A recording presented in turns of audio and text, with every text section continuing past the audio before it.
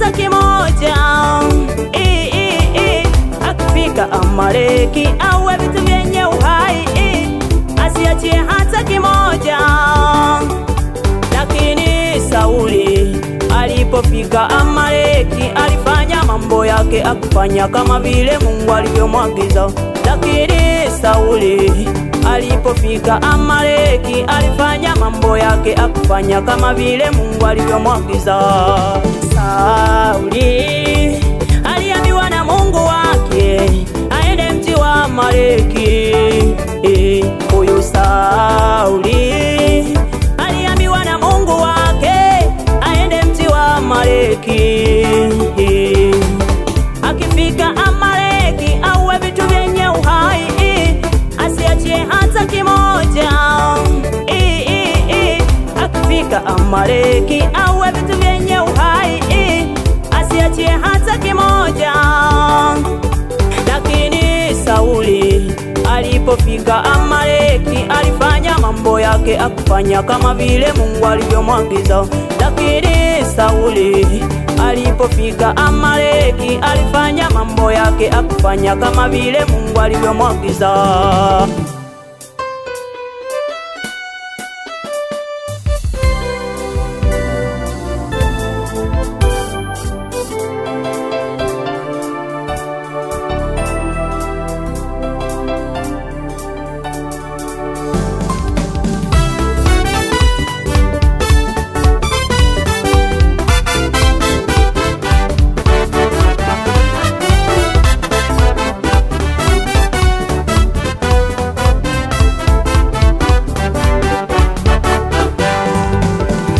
Mawazo ya Mungu yanishangaza kweli kweli, asila za Mungu kweli za ajabu sana.